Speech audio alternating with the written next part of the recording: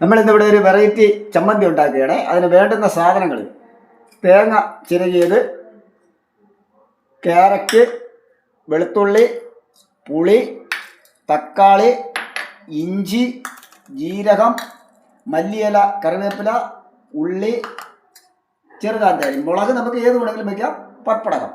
അപ്പോൾ ഇത് ഉണ്ടാക്കുന്ന വിധം: ആദ്യം നമുക്ക് തേങ്ങ ഇടാം. തേങ്ങ ഇട്ടു.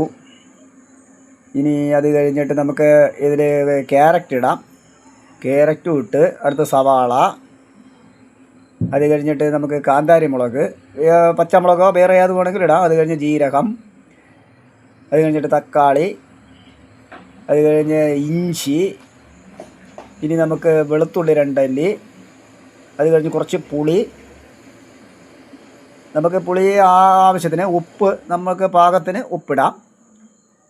അതെല്ലാം കൂടെ ചേർത്ത് നമുക്ക് ഇതിനെ മിക്സിയിലിട്ട് അടിച്ച് എടുക്കണം. കറിവേപ്പിലയും മല്ലിയിലയും കൂടെ ഇടുന്നു. പപ്പടം അതും കൂടെ ഇടുന്നു.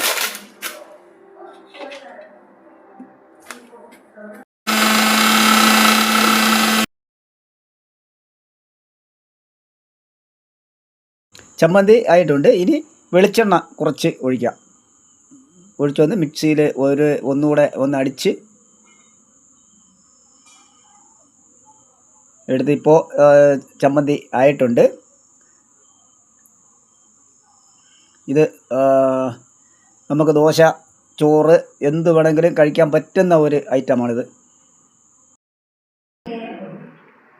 ആഹാ, സൂപ്പർ ചമ്മന്തി!